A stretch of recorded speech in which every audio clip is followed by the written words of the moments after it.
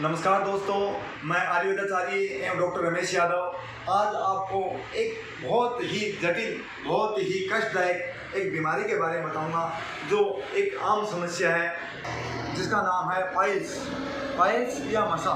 देसी भाषा में इसको बवासीर भी कहते हैं। बवासीर, मसा, पाइल्स, तो ये सभी जैसे खूनी या बादी, तो इसके बारे में मैं आज आपको बहुत अच्छी जानकारी देने जा रहा हूँ। इस जानकारी में आपको कुछ ऐसी चीज़ें भी, घरेलू उपचार भी बताऊंगा मैं, और यदि उससे भी उपचार से आप ठीक नहीं होते हो तो मैं आपको हमारे हॉस्पिटल श्री कृष्णा आयुर्वेदिक हॉस्पिटल में औषधि भी आप प्राप्त कर सकते हो। ऑनलाइन एवं ऑफलाइन दोनों तरह से आप परामर्श और औषधि आप मंगवा सकते हो। तो मसा क्या है, बवासीर क्या है और होता क्यों है, ये आप जानिए।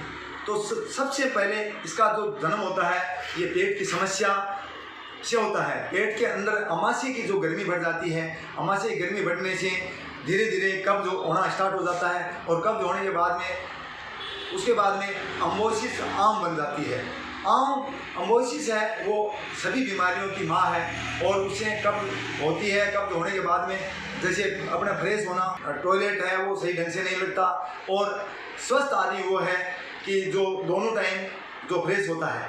तो ऐसे करके ये मल है उसकी मतलब प्रकृति है वो बदल जाती है। कहीं ये मल जैसे ठोस हो जाता है, कहीं के जैसे दस्त रूप में लगते हैं, कई व्यक्तियों के खाना खाते ही दस्त लग जाते हैं, कईयों के दिन में 2 या 4 बार दस्त लगते हैं। तो ऐसे करके ये समस्या क्या होती है, अपने अंदर जो आम पड़ी रहती है उस आम की वजह से ये समस्या पैदा होती है। तो उस आम का और उस आज जो पाइल्स का या मसा का मैं आज आपको एक घरेलू उपचार बताऊँगा, तो वो आप ध्यान से सुनना, पूरे वीडियो को अंत तक जरूर देखना, और मेरे वीडियो को लाइक, यदि आपको अच्छा लगे तो लाइक करना, और उसको सब्सक्राइब करना ना भूलें।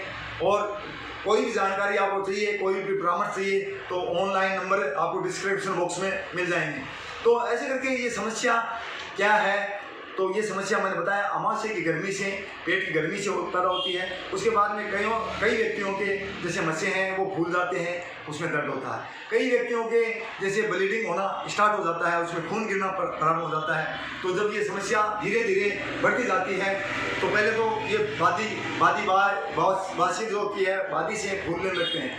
फिर उस पर जैसे पेट खराब हो जाता है तो हम उस पर रेक्टम पर या गुदा पर हम जो काफ़ी लंबे टाइम तक बैठे रहते हैं उस पर जोर लगाते हैं, तो उससे क्या ब्लीडिंग आना प्रारंभ हो जाता है।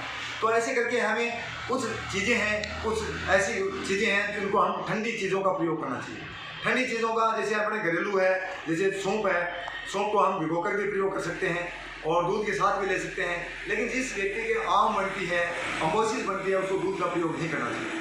जैसे उसके साथ साथ हम छाछ है, छाछ का प्रयोग इसमें ज़्यादा करना चाहिए। और उसके बाद में छाछ के साथ साथ हम जैसे मूली का मौसम है तो मूली भी प्रयोग कर सकते हैं, और इसमें जैसे फ्रूट हैं, फल हैं, उनका प्रयोग हमें करना चाहिए, ज़्यादा करना चाहिए। फिर उसके बाद में जैसे मौसम के अनुसार जैसे मौसम बदलता है तो हमें जैसे सर्दियों के अंदर गर्म वस्तुओं का प्रयोग करना चाहिए, लेकिन गर्मी के अंदर हमें गर्म वस्तुओं का प्रयोग नहीं करना चाहिए। गर्मी के अंदर हमें ठंडी वस्तुओं का प्रयोग करना चाहिए। जैसे अब तरबूज है, अब लोग बाग खाते रहते हैं, लेकिन तरबूज का प्रयोग हमें 7 दिन में मात्र 7 दिन में तरबूज को 1 या 2 बार ही खाना चाहिए। कई व्यक्ति रोज़ाना उसको तरबूज खाते रहते हैं, उससे क्या आम पैदा हो जाती है, और आम सभी बीमारियों की जड़ है। तो हमें खाने पीने का परहेज करना चाहिए। और ऐसे बताते हैं कि मतलब काफ़ी टोटके भी होते हैं कि जैसे दूध के अंदर अपने नींबू मिलाकर तुरंत पी जाना चाहिए, लेकिन वो तो एक टोटका है, उसको नहीं करना चाहिए। उस टोटके से थोड़ा 2-5 दिन के लिए, महीने 20 दिन के लिए रिलीफ मिल जाती है, लेकिन हमेशा के लिए आपको रिलीफ नहीं मिलेगा। उसके बाद में जैसे आपको इसके साथ साथ अपने देसी चीज़ों का प्रयोग करना चाहिए। जैसे खाने में अपना जैसे अनाज है, मोटा अनाज है, उसको खाना चाहिए। अनाज को अंकुरित करके भी खा सकते हो, ठीक है। और उसके साथ साथ अपने को गर्म वस्तुओं का प्रयोग नहीं करना चाहिए। जैसे आपने मसा हो जाए तो लाल मिर्च है, उसका प्रयोग आपको कम करना चाहिए या बंद भी कर सकते हो, उससे ये समस्या थोड़ी कम हो जाएगी आपके और रिलीफ मिल जाएगी। तो ऐसे करके इन चीज़ों का आपको प्रयोग करना है और घरेलू उपचार करना है। और हम जैसे इसके साथ साथ दवाई तैयार कर रखी है हमने, तो ये जो सपूप है, ये जो इसके अंदर जो भी सबूत है, जो चूर्ण है, वो हमने तैयार किया है वो सबूत। तो इस सबूत को हम इसके द्वारा हम जैसे 7 दिन में ही मतलब हम इलाज कर देते हैं, और मात्र कैसा भी ब्लीडिंग वाला हो, कैसा भी खुला हुआ मसा हो, उसको मात्र हम 12 घंटे में हमारे क्लिनिक पर आने पर 12 घंटे में उसको रिलीफ दे देते हैं। और इसके साथ साथ हम जो भी दवाएं तैयार करते हैं, देखो हमने टोटल जो दवाएं बनाई हैं, हर बीमारी का हर मर्द का ये औषधियाँ हैं, इनको हम साबुत औषधियाँ लेकर आते हैं, जड़ी बूटियाँ खरीद कर लाते हैं, उसको कूटते हैं, पीसते हैं, उसको कपड़ धान करते हैं। उसके बाद में किसी को गर्म करना है, किसी को ठंडा करना है, किसी को कपड़ धान करना है, तो इन सभी जड़ी बूटियों को हम तैयार करके अलग अलग जालों में रख रखा है। जब भी हमें नुस्खा बनाना होता है किसी बीमारी का, जड़ी बूटियों का के द्वारा हम नुस्खा बनाते हैं, जैसे मसा है या पाइल्स का नुस्खा बनाते हैं, तो हम 2-4 जड़ी बूटियों को ऐसे मतलब किसी की जड़ी बूटियाँ 27 जड़ी बूटियाँ मिला करके नुस्खा बनाते हैं, और बड़े बड़े इलाज करते हैं। हम कैंसर तक के भी इलाज करते हैं। कैंसर यदि फर्स्ट स्टेज में, सेकंड स्टेज तक का कैंसर होता है, उसको भी हम ख़त्म कर सकते हैं। तो ऐसी जड़ी बूटियाँ हैं। उसके साथ साथ देखो हम जो जंगली जड़ी बूटियाँ हैं वो भी इकट्ठी करते हैं। ये जंगली जड़ी बूटी है, इसका नाम है ऊँट कटारा। ये जो जंगली जड़ी बूटी है, ये भी कई बीमारियों में काम आती है।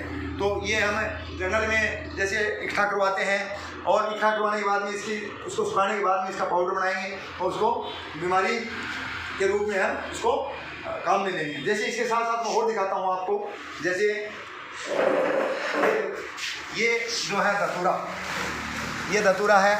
इस धतूरे को हमने इकट्ठा करवाया है लेबर से, और इस धतूरे को सुखाकर इसे हम दवाएँ बनाते हैं। ये धतूरा है। इस धतूरे के बीजों को हमने इकट्ठा करवाया है। इनको इसके बाद में इन धतूरों के बीजों को निकाल कर हम औषधियाँ बनाएंगे। तो ऐसे करके इसी तरह जैसे ये ऊँट कटारा का ये इसके 2 तने हैं। इसका ऊँट कटारा जो मैंने दिखाया आपको, इसमें क्या है, इसके पंचांग इसका जड़ है, पत्ती है, फूल है, इसका फल है, सभी काम में आते हैं। तो ऐसे करके आँख है, जैसे आँख है, उसकी भी हम जैसे ऊपर के जो फूल हैं वो भी हम विशेष करके इकट्ठा करवाते हैं, और उनको हम जैसे इकट्ठा करवाने के बाद में उसको कूटना पीसना, ये जैसे आँख की जो ऊपर का फूल है उसकी चक्री हैं, उसको हमने इकट्ठा करवाया है। इसकी औषधि बनाएंगे, इसका ऐसे इलाज जैसे करेंगे। जो डॉक्टरों के पास बड़े डॉक्टरों के पास इलाज नहीं है, उनको हम इस आँख के फूलों से और इसके साथ कुछ और जड़ी बूटियाँ मिलाकर हम इससे दवाई तैयार करेंगे, जो कैंसर तक का इलाज करेगी, जो एड्स तक का इलाज, एड्स जो एक लाइलाज बीमारी है, कैंसर है, लाइलाज बीमारी है, उसका भी हम उपचार करेंगे। तो ऐसे करके ये हमारे पास हमने जैसे ये शहद आपको दिखाया, ये शहद है, शुद्ध शहद है। इस कोई भी औषधि आप लो तो इस शुद्ध शहद हमने तैयार किया है हमारे हॉस्पिटल में। सारा हम प्रक्रिया जैसे कढ़ाइयों के अंदर उसको गर्म करना, ठंडा करना, इसको विशेष करके कुछ ऐसी चीज़ें डालकर इसको तैयार करते हैं। तो कोई भी औषधि आप लो तो एक शहद भी शुद्ध औषधि के रूप में प्रयोग करना चाहिए आपको, और शुद्ध शहद ही आपको प्रयोग करना चाहिए। तो ऐसे करके इसी के साथ साथ हमने काफ़ी देखो कैप्सूल के अंदर भी कई ये दवाएँ भरी हैं हमने। तो अलग अलग जैसे ये कैप्सूल है, ये मतलब जैसे नज़ला का के लिए कैप्सूल है, ये अपने दहन के लिए हैं, ये अपने जैसे दिमाग के लिए हैं, मिर्गी के लिए हैं, ऐसे दर्द के लिए हैं। जैसे गठियाबार है, उसकी मैं वीडियो बनाऊंगा आपको, तो उसकी जानकारी पूरी दूंगा मैं। तो ऐसे करके हमारे YouTube चैनल को आप लगातार जुड़े रहिए, इसको लाइक करना न भूलें, और सब्सक्राइब करना तो भूलना ही नहीं आपको, क्योंकि इससे मेरे को मोटिवेशन मिलता है और नई वीडियो में बनाता रहता हूँ, आप तक नई जानकारियाँ मिलती रहती हैं। इसी के साथ जय हिंद, जय भारत।